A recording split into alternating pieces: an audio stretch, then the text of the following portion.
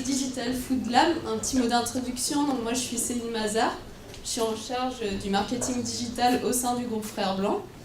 Donc, vous êtes ici dans une des brasseries du groupe Frères Blancs. Le groupe Frères Blancs, c'est 14 brasseries et restaurants.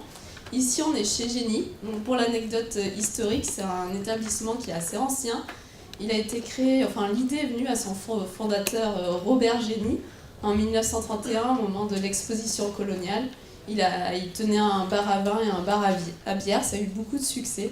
Donc il a acheté un emplacement juste à côté en 1932, chez Génie est né. Donc sur l'établissement toujours, depuis le début, on a accueilli plus de 13 millions de clients qui sont succédés dans ces murs, à la fois pour goûter les spécialités alsaciennes et aussi admirer les décors de la brasserie. Et tout autour de nous, c'est de la marqueterie Spindler. Donc voilà. Mais on n'est pas venu parler d'histoire, donc on est venu parler digital. Et je vais passer la parole à Jérôme. Voilà, et donc moi je représente Digital Food Lab. On a coproduit l'événement avec le groupe Frères Blancs, c'est notre première coproduction, ce qui n'est pas compliqué puisque c'est le deuxième événement, le premier on l'avait fait nous-mêmes. Et donc Digital Food Lab, en quelques mots, c'est un groupe d'acteurs, des acteurs qui viennent d'univers différents, mais qui ont pour dénominateur commun d'avoir un pied dans le food et dans le numérique. Alors ça va être des acteurs traditionnels qui viennent du secteur de l'équipement, de la restauration, de produits de biens de consommation. Ça va être aussi des start-upers, les food start-upers, des blogueurs. Et ce groupe d'acteurs avait envie de voir apparaître un nouveau format d'événement qui traite de problématiques transverses, puisque par ailleurs chacun avait son type d'événement. Il y avait les événements pour les startups, les événements pour les blogueurs, les événements sur le numérique pour des acteurs traditionnels qui opèrent un virage numérique. Là, l'idée, c'est de mélanger un petit peu tous ces publics et de traiter de problématiques transverses. Voilà. On avait fait une première édition à la cantine, et c'est la deuxième aujourd'hui même chez Jenny avec le groupe Frères Blancs. On va passer tout de suite à la restitution de tablés numériques. Je te laisse la parole, Céline. Juste en amont de cet événement, on a organisé des petites tablées numériques dans 3 de nos établissements. Donc ces petites tablées avaient pour but finalement de commencer à se plonger dans l'univers des brasseries, des restaurants et leurs liens avec les réseaux sociaux, le web, etc. Donc sur la première tablée, on a choisi de s'interroger sur le personal branding des chefs. Donc j'ai demandé à Mathilde et puis à Mathieu s'ils peuvent me rejoindre pour leur retour d'expérience. Et Bernard Leprince, aussi notre meilleur ouvrier de France, et chef des chefs des brasseries, qui a du coup vécu cet atelier de plus près, comme vous allez le découvrir. Bonsoir. Donc effectivement, on s'est posé la question du personal branding des chefs avec Monsieur Bernard Leprince, qui, rappelons-le, est meilleur ouvrier de France, chef des chefs des brasseries Frères Blancs, et qui a fait ses armes chez Prunier, des très belles tables à tour d'argent. Voilà, et qui nous a reçus de façon très chaleureuse et très gourmande. Donc sur ces questions de personal branding, déjà une définition, qu'est-ce que c'est ? C'est l'art de promouvoir sa marque personnelle grâce à des techniques marketing qui utilisent les outils 2.0 et dont l'objectif est de modeler la perception que les autres peuvent avoir de cette personne, de son expertise et de son savoir-faire. Donc comment communiquer les chefs avant l'entrée dans le digital par donc des référencements dans les guides gastronomiques, Michelin, Goemio, des émissions culinaires, comme on a pu voir autour de Maïté, qui représente un peu cette époque. Voilà, par la publication d'ouvrages culinaires également. Et aujourd'hui, qu'est-ce qu'on a ? On a une explosion de la sphère, de la food sphère dans tous les médias. Donc les médias sociaux, les télévisions, internet, presse écrite, etc. Comme on constate également un co-branding des chefs avec des marques agroalimentaires, des nouveaux concepts d'émissions télévisées, comme on peut voir aujourd'hui sur toutes les chaînes, Top Chef, Master Chef, Fourchette et Sac à dos, qui allie également culture et gastronomie. Et j'oublie un dernier aspect de communication, enfin voilà, un grand partage sur les réseaux sociaux et les médias que vous connaissez bien. Voilà. Ok, bonsoir à tous, je me présente, Mathieu, cofondateur de wecook.fr. Donc déjà merci au chef pour le déjeuner qui était, je pense on sera tous d'accord, particulièrement délicieux. Et c'est vrai qu'on a essayé de se demander comment est-ce qu'un chef pouvait faire son personal branding ou devenir une marque. C'est vrai qu'on a regardé 2 exemples, Jamie Oliver avec des chiffres de followers ou d'abonnés Twitter complètement délirants, on dépasse les millions. Ensuite, on parlait, on va dire, à l'échelle française de Cyril Lignac. C'est des exemples qui sont assez frappants parce qu'on les connaît tous, mais on n'est pas forcément dans le même cas que le chef Le Prince ou d'autres chefs. C'est-à-dire que c'est des chefs qui sont construits peut-être plus d'abord sur le digital et ensuite qui sont retournés vers le physique, vers la cuisine, vers la vente d'ustensiles de cuisine ou autre. Nous, on est peut-être dans un autre cas, le cas d'un chef, j'ai envie de dire, physique, qui est dans un restaurant et qui veut essayer de partager avec d'autres. Et on a pu discuter de comment est-ce que le chef pouvait construire du lien. Par exemple, on avait ce cas en entrée, vous nous avez servi une entrée avec je crois que c'était un biscuit au parmesan. Et on s'est tous demandé comment est-ce qu'on pouvait le faire, parce que c'était vraiment délicieux.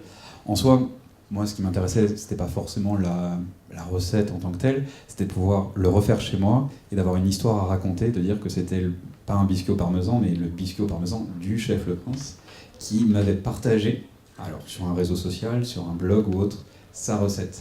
Et c'est cette histoire-là qu'on a envie de voir, c'est-à-dire une personnalisation. J'ai pas envie de faire une recette, j'ai envie de faire la recette de quelqu'un, j'ai envie de suivre le conseil de quelqu'un, parce que du coup, il prend une valeur. Je peux le défendre, il est à moi, et c'est peut-être vers là qu'il faut aller. Et ensuite, il y avait un deuxième aspect dans notre discussion, c'était les moyens à mettre dans une stratégie média.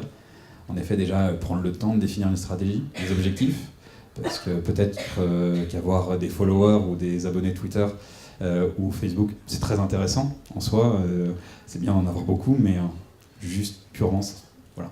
En soi, ça sert à peu de choses. Donc il faut savoir à quoi on veut l'utiliser ensuite et savoir y consacrer le temps nécessaire, donc et pas avoir peur que ce soit une personne extérieure du groupe ou autre qui puisse s'y consacrer. Bon. Et en tout cas, encore merci pour le déjeuner. On peut voir d'ailleurs ce petit biscuit délicieux et on attend que vous partagiez la recette avec nous. Oui, merci, bonsoir à tous. Alors déjà pour ce déjeuner, pour moi c'était une vraie expérience puisque j'ai fait la cuisine, c'est mon quotidien. Et je me suis retrouvé au dessert avec une tablée de jeunes, mais alors complètement dans leur monde de tweets, voilà. Et bon, moi, c'est pas ma génération. Et très honnêtement, ça m'effraie un peu ça, parce que, voilà, alors l'histoire, c'est que Céline, elle est arrivée dans le groupe il y a quelques temps, et nous a séduit par son univers. C'est son univers, en fait, c'est elle qui nous a amené cette chose, et si je vais au bout, je dirais son bazar, parce que je dis toujours Céline avec son bazar. Voilà. Et aujourd'hui, donc, même si cette sphère m'impressionne et quelque part me fait un peu peur, parce que, vous savez, bon, on est cuisiniers, des cuisiniers comme moi dans le groupe, il y en a, on est 460, alors avec des échelons différents, mais bon, voilà. Et moi, ça m'effraie un peu de me mettre à cette grande fenêtre et de dire, voilà, je suis ici et j'ai des recettes à vous donner. Voilà. Et tout doucement, avec Céline, je pense qu'on va y arriver, mais je ne peux pas le faire tout de suite. Personnellement, je ne suis pas prêt. C'est ce que je vous disais. Voilà. Il y a un vrai travail à faire. Moi, mon quotidien, c'est de faire travailler, de faire des recettes, de travailler avec mes chefs et tout. Et ce n'est pas mon leitmotiv. Donc, voilà, c'est peut-être à Céline de nous proposer ou de me proposer quelque chose pour avancer dans ce domaine-là. Mais aujourd'hui, je suis beaucoup moins fermé que je l'étais il y a 6 mois. Il y a 6 mois, c'était pas possible, quoi. Même, j'ai même pas de compte Facebook, j'ai rien, quoi. Hein. Et aujourd'hui, on en parle un petit peu. Et il suffit que Céline, il faut qu'on avance, voilà. En tout cas, j'ai passé un très bon moment. Vous n'avez pas parlé des pommes soufflées. Non. Ah, voilà. Et puis, c'est quand vous voulez, dans une autre maison, pour vous faire découvrir plein d'autres choses. Voilà. Avec plaisir. Merci.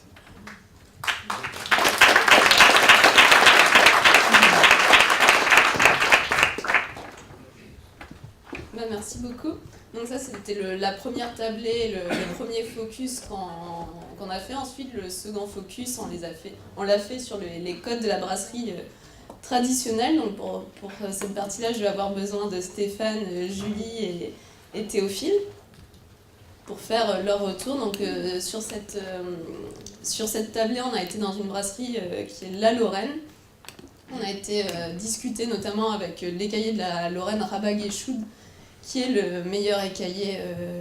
Voilà, on va rentrer dans les présentations, je pense que ça sera plus simple. Stéphane va vous présenter l'établissement, l'écaillé et son ressenti sur cet atelier.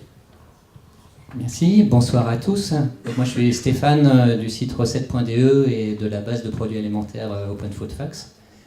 Donc on s'est donc retrouvé à la Lorraine, qui est une très grande et une très belle brasserie dans le 17e, place des Ternes. Et alors la Lorraine, c'est 450 ou 400 couverts par jour. Et un chiffre qui m'a marqué, c'est qu'il y a 92 personnes qui y travaillent. Et parmi elles, il y a 5 écaillés. Alors les écaillés, je ne sais pas si vous savez ce que c'est les personnes qui s'occupent d'une des grandes spécialités de la Lorraine, les fruits de mer. Parce qu'en effet, s'il y a beaucoup de gens qui viennent à la Lorraine, une des explications, c'est sans doute le merveilleux banc d'écailles, on appelle ça le banc de fruits de mer qui adore devant la Lorraine.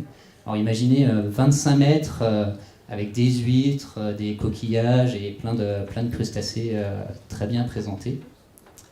Et alors ce banc d'écailles, il est sous la houlette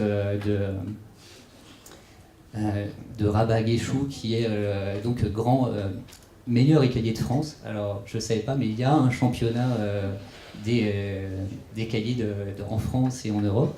Alors si ça vous intéresse, si vous voulez devenir vous aussi le meilleur écaillé de France, il faut vous entraîner, parce qu'il faut savoir ouvrir des huîtres, 58 plates et 58 creuses en 8 minutes. C'est très très impressionnant de voir Rabat ouvrir des huîtres.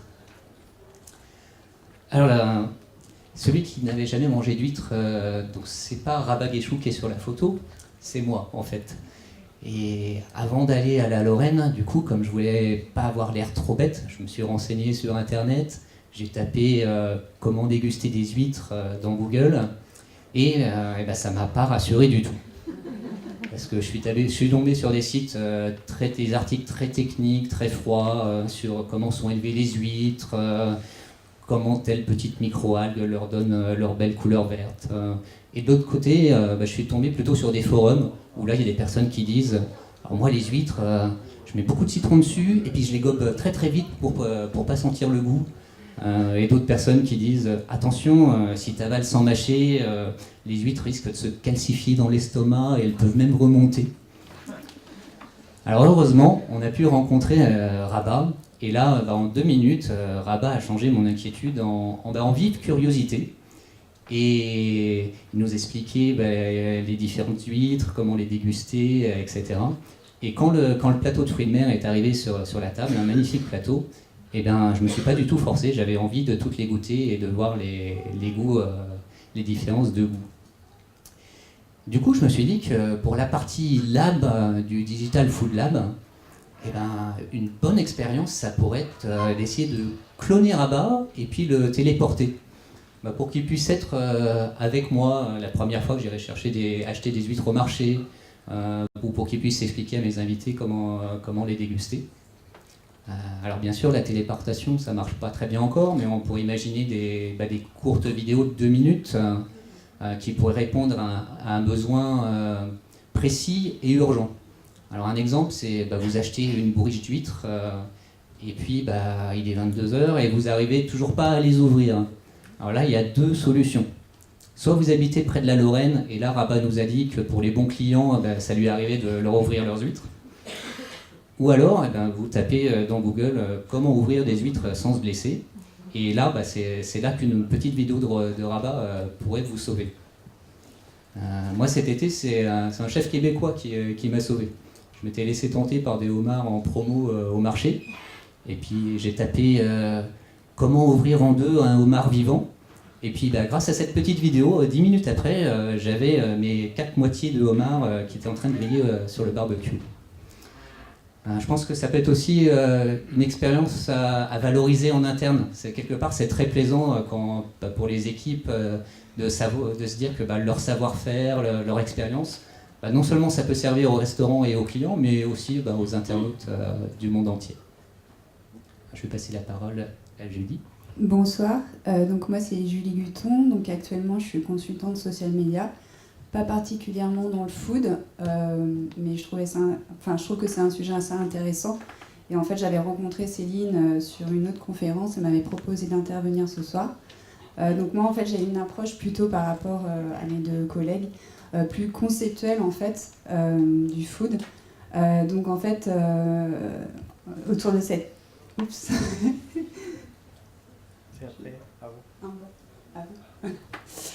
Donc en fait, ce qui est revenu en fait sur cette table, c'est que le food en fait c'était un univers qui était quand même assez difficile à appréhender, dans le sens où en fait on avait des codes de bonne conduite à respecter, avec un vocabulaire assez technique. On a d'ailleurs parlé autour de la table en fait.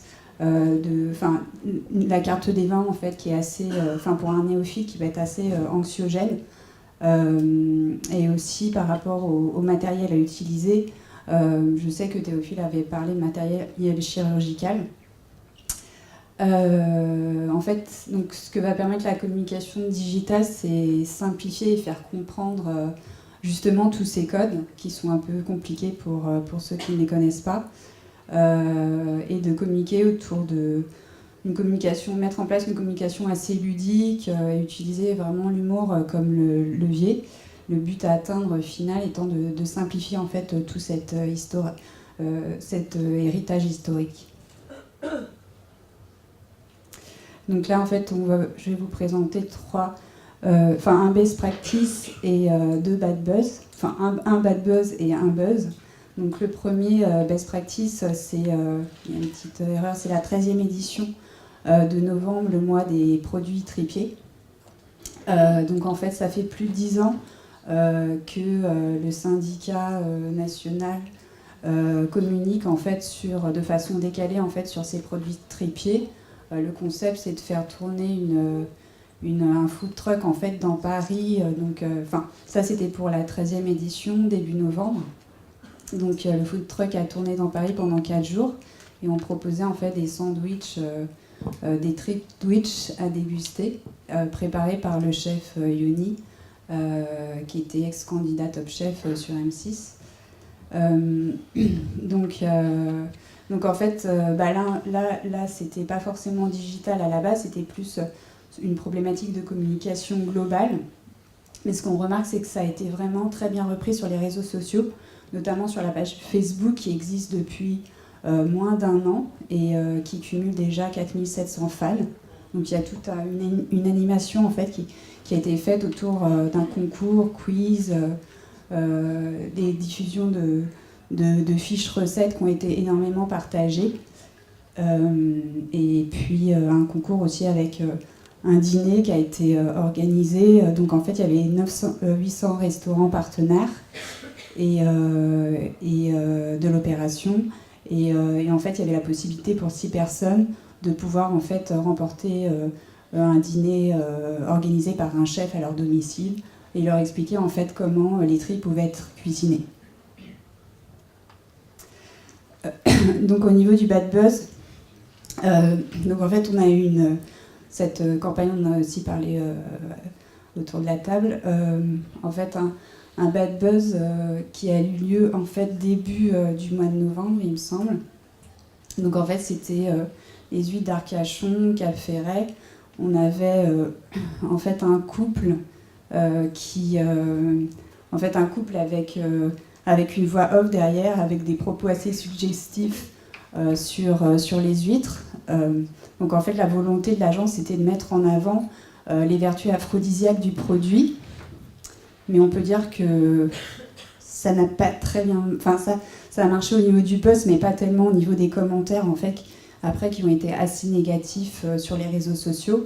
Il y a une vraie incompréhension, en fait, du public, et en fait, ça a dégagé une mauvaise image pour la profession. Et enfin, là, en fait, on n'a pas qualifié ça de bad buzz, mais simplement buzz, parce que les retours sur cette campagne ont été assez mitigés. Donc là, c'est une campagne plus internationale qui a été menée par Publicis Montréal. Donc elle s'appelle 18 ans et plus. C'est une campagne qui a été menée pour les guides resto pour fêter en fait les 18 ans, l'anniversaire des 18 ans des guides resto. Donc là, on a vraiment une campagne très décalée. Donc un relais très important sur les réseaux sociaux. En tout cas, ce qui est sûr, c'est que cette campagne, en fait, elle marque les esprits. Après, à savoir, voilà, si les commentaires sont mitigés. Donc j'ai pu remarquer que, par exemple, il y avait des personnes qui avaient un peu, comme la signature en fait de la campagne, c'est « On est heureux de vous mettre l'eau à la bouche depuis 18 ans ». Certaines personnes ont dit « Pas sûr que cela nous donne l'eau à la bouche ». Donc voilà, savoir si... Mais en tout cas, ce qui est sûr, c'est que c'est une campagne qui marque les esprits.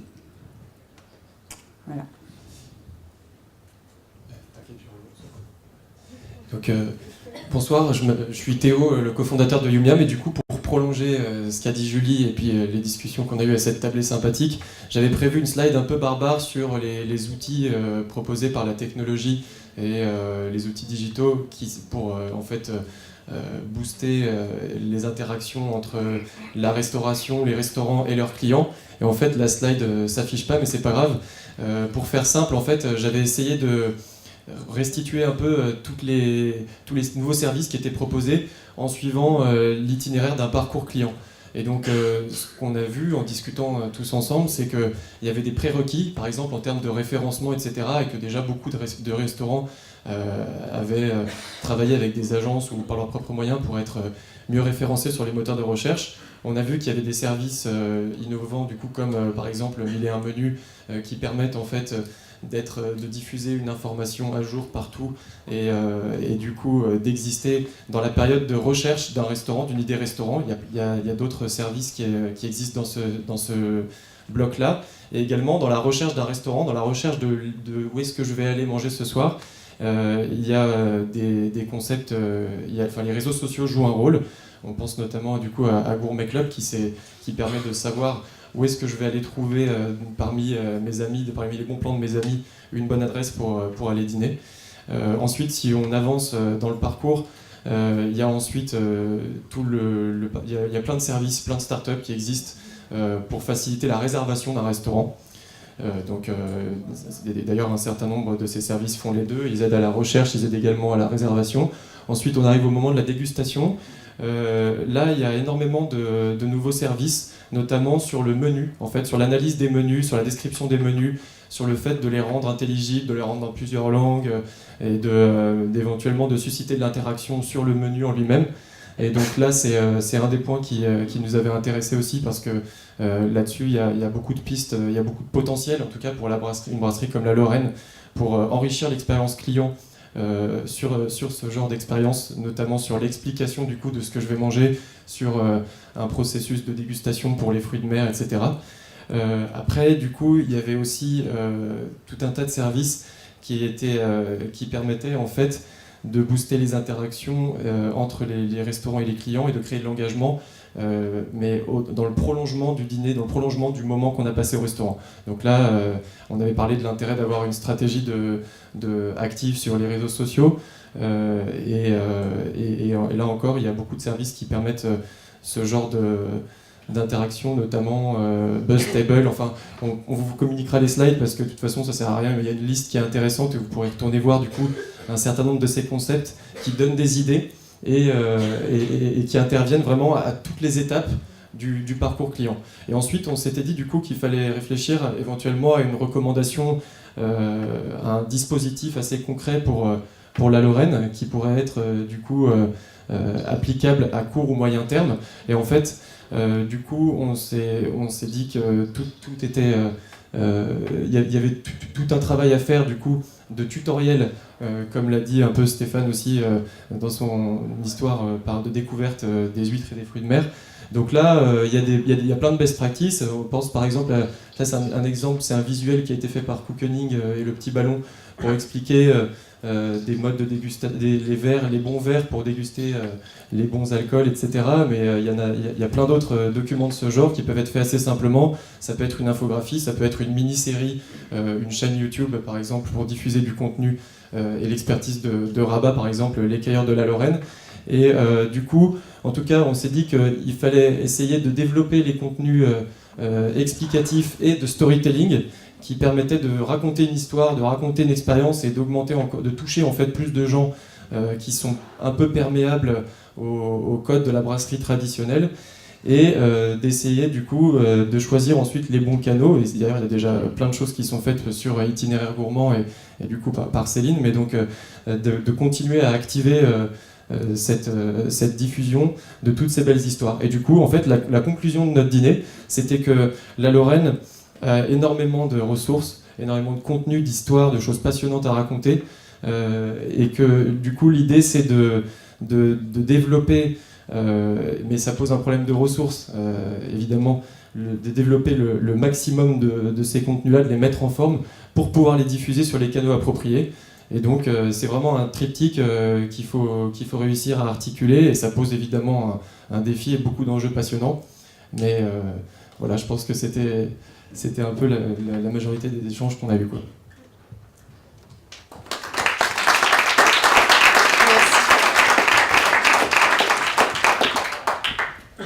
Donc cet atelier qui touchait du doigt le problème de la pédagogie autour de la brasserie, je pense qu'on y reviendra tout à l'heure sur la table ronde. Juste le dernier atelier pour finir avec Xavier et Jérôme qui vont présenter le tout dernier atelier qui avait lieu au Grand Café Capucine avec aussi le chef Gérard Delaunay.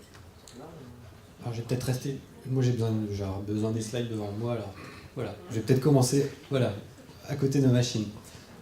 Et très rapidement, donc la thématique, c'est effectivement comment le numérique bouscule nos habitudes et nos choix de consommation. Parlons effectivement de différentes applications, blog, site d'avis et autres applications mobiles. Bon, voilà une petite citation de Monsieur Bezos, qui avait parlé de lui en ce moment avec ses drones, et qui fait une opposition entre le monde réel, dans lequel un client mécontent pourrait toucher 6 amis et 6000 maintenant qu'on est connecté. On a aussi dégagé quelques chiffres. Alors la fourchette, c'est 10 millions de réservations pour la France. Yelp, c'est 100 millions de visiteurs uniques, qui se réclament d'avoir généré 10 milliards de chiffre d'affaires en janvier 2013. On a dégagé 6 catégories dans toutes ces solutions numériques. Alors ça va du guide qu'on peut retrouver sur son smartphone, en passant par les sites de réservation, donc la fourchette Restopolitable, Table Online, etc. Les blogs, qui sont des influenceurs notoires, et qui rentrent en jeu dans nos choix de consommation et nos choix d'adresse. Les sites de partage de photos, comme Food Reporter, Food Spotting, Pinterest qui va faire de la géolocalisation, si ce n'est pas déjà le cas, donc qui va a priori investir ce terrain-là.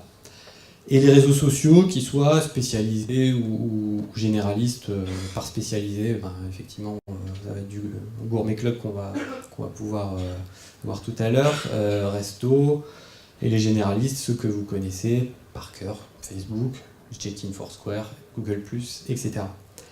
Et évidemment, les sites d'avis, que sont Yelp, Google Local, TripAdvisor, Marmiton Resto, et consorts. Voilà.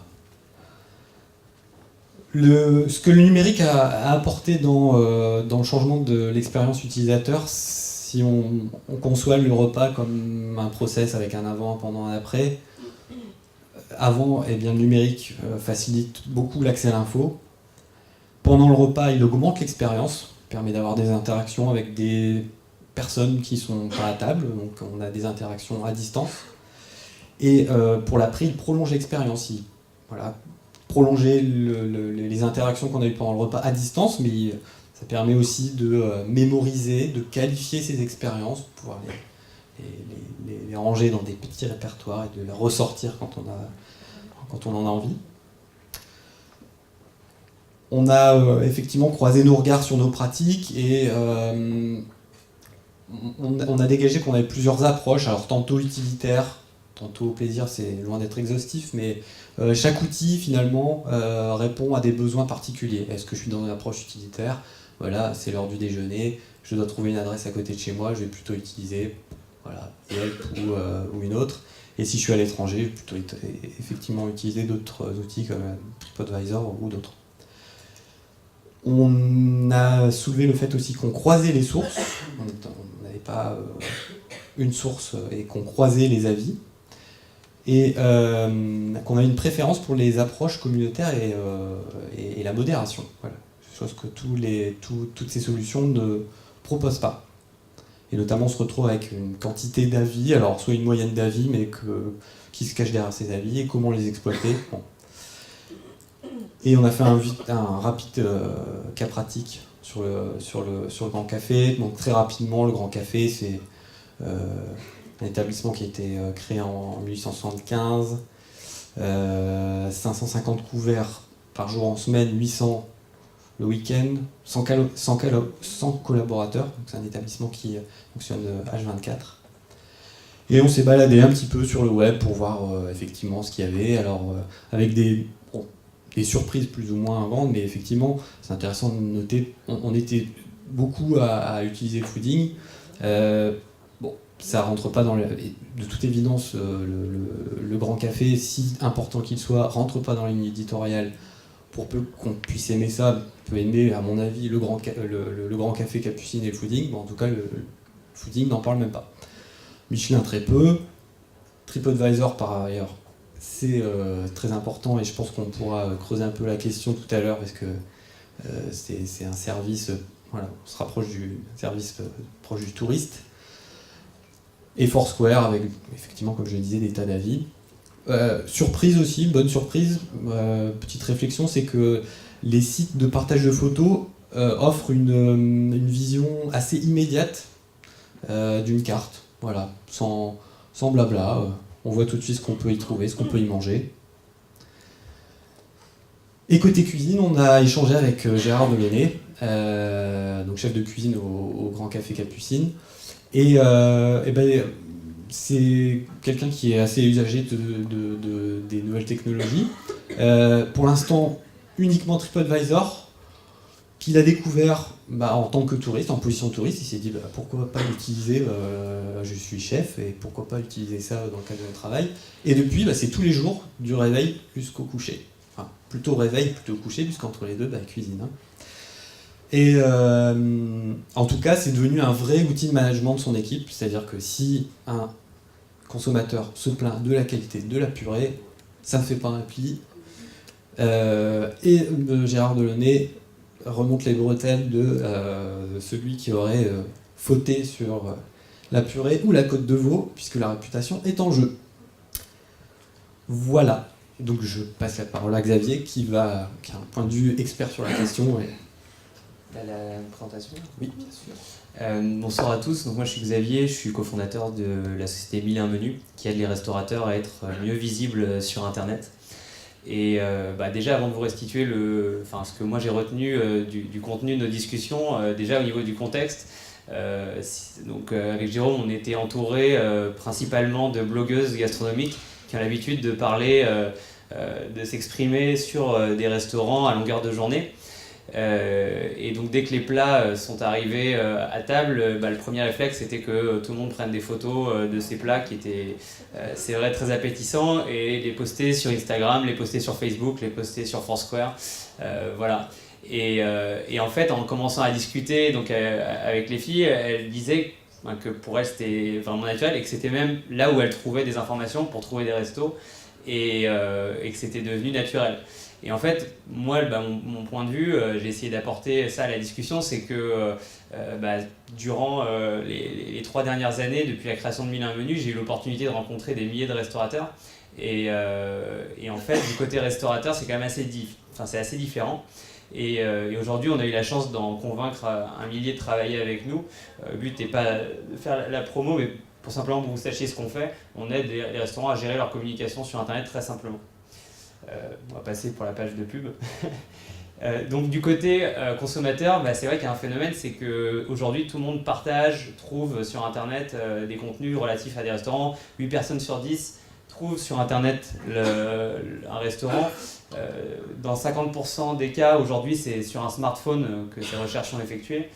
Dans 70% des cas, les internautes recherchent réellement un restaurant, c'est-à-dire qu'ils ne vont pas simplement sur Internet comme un annuaire pour trouver l'adresse, mais vraiment pour découvrir. Ils n'ont pas encore trouvé le restaurant auquel ils souhaitent aller. Et puis, dans un cas sur deux, le contenu le plus recherché, c'est la carte, le menu du restaurant qui permet de se faire une idée assez concrète. Ça, c'est plutôt du côté consommateur, tout le monde le sait, et je pense que ça touche tout le monde aujourd'hui. Mais quand on va voir du côté restaurateur, c'est complètement différent. C'est vrai qu'aujourd'hui, 80% des restaurants en France sont des restaurants indépendants, n'ont pas forcément une structure comme le groupe Frères Blanc et ont mis en place une vraie stratégie. Et donc, c'est des toutes petites entreprises en général où il peut y avoir 1-2 personnes. Le chef, c'est le patron du restaurant, il est en cuisine 80% de son temps. Et en fait, Instagram, pour beaucoup d'entre eux, ils n'ont jamais entendu parler. Et donc c'est là où c'est intéressant de regarder ce qui se passe, c'est qu'il y a une vraie inadéquation entre ce que les gens utilisent, ce que les gens consomment comme information, et puis on va trouver, je sais pas, des dizaines de photos de plats d'un restaurant, sans que même le chef en ait jamais entendu parler et ne sache même pas que ce réseau social existe.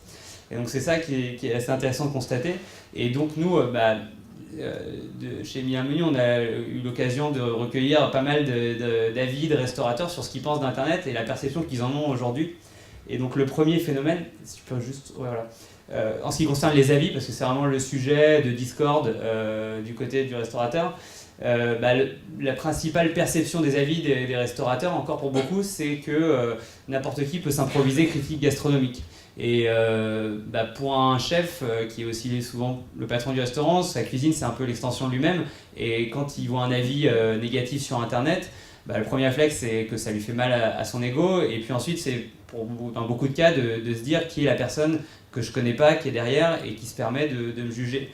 Et donc finalement un lieu qui pourrait être un lieu d'échange entre les internautes et puis directement la personne qui leur a fait à manger devient un lieu un peu de confrontation dans certains cas. Les restaurateurs du coup prennent pas forcément part à la conversation, ils observent. C'est vrai que on le voyait avec le chef du Grand Café Capucine, lui il regarde 2 fois par jour les avis, par contre les réponses c'est un peu moins fréquent. Et puis on répond à tout le monde. Voilà, vous répondez à tout le monde, voilà. Mais c'est une éducation, c'est quelque chose qui est récent, et je pense que vous êtes encore parmi les premiers à le faire. En tout cas, alors il le que fait c'est personnellement. C'est-à-dire que il avoue que c'est un métier, et bien que ça le démange, il s'en remet à toi parce qu'il mesure le fait que ce soit vraiment un métier. Voilà. Toujours pour rester sur TripAdvisor, c'est vrai où il y a énormément d'avis sur des restaurants. Aujourd'hui, il y a une différence entre la procédure, par exemple pour un internaute, pour créer un compte et laisser un avis. Ça prend 2 secondes depuis l'application iPhone ou depuis un ordinateur de créer son compte et puis de publier un avis sur TripAdvisor. Et en fait, j'en parlais pas plus tard qu'hier soir avec un restaurateur, et il me disait, mais en tant que restaurateur, si je veux répondre à un avis, il faut que je monte patte blanche à TripAdvisor et que j'envoie une facture d'électricité avec mon nom, que je prouve que c'est bien moi le propriétaire du restaurant. Et il trouvait que c'était pas normal que ce soit aussi compliqué pour un restaurateur de prendre part à cette conversation, alors que pour un internaute, finalement, c'est hyper simple, ça prend 2 secondes. Donc il y a aussi des choses à travailler sûrement de ce côté-là pour aider les restaurateurs à prendre part à la conversation. Les mentalités sont en train de changer. Nous, c'est vrai que par exemple, par rapport à il y a 3 ans, on se rend compte que il y avait encore une grande partie des restaurateurs qui ignoraient complètement Internet et qui ne voulaient pas entendre parler. Aujourd'hui, c'est plus le cas. Quel que soit le restaurant, quel que soit son profil, son âge, ils sont concernés et donc ça devient un sujet vraiment de préoccupation. Et puis il y a aussi une nouvelle génération de restaurateurs qui est en train d'émerger puisque la génération qui est née avec Internet forcément est complètement connectée, et c'est vrai que maintenant quand un restaurant ouvre, parfois on peut constater que la communication elle a commencé 6 mois avant l'ouverture du restaurant sur les réseaux sociaux et qu'on raconte l'histoire de la création du restaurant, et donc c'est des pratiques qui ont tendance à se démocratiser aussi. Le constat, c'est que il n'y a pas aujourd'hui un manque d'envie, mais plus un manque de temps et de ressources dans les restaurants pour justement être omniprésent, être proactif dans cette communication sur Internet. Et puis c'est souvent lié au fait qu'ils n'aient pas le temps parce que 80% de leur temps il est passé en cuisine, parce qu'encore une fois ce sont dans beaucoup de cas des toutes petites entreprises. Et puis la dernière chose, c'est que Internet parfois, quand on le délègue à des sociétés, peut coûter de l'argent dans sa gestion. Et il est encore difficile de mesurer concrètement ce que ça apporte.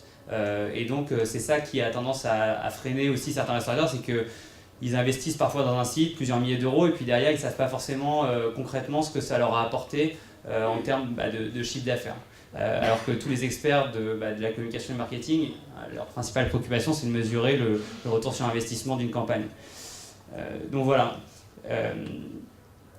Simplement pour finir, le web c'est une opportunité incroyable pour les restaurateurs parce que y a énormément de contenu qui est créé tous les jours par leurs consommateurs, les clients des restaurants. Ils pourraient être en communication directe tous les jours via tous ces outils-là, mais c'est mal exploité parce que ils ne sont pas présents là où sont les influenceurs, les gens qui font leur réputation. On a parlé beaucoup de Facebook et puis d'autres réseaux sociaux, mais aujourd'hui, c'est Instagram, c'est Pinterest, c'est même Snapchat, c'est là où ils se partagent les photos. Et comme souvent les influenceurs prennent des photos dans les restaurants, c'est là aussi où devraient être présents les restaurateurs. C'est en train de changer.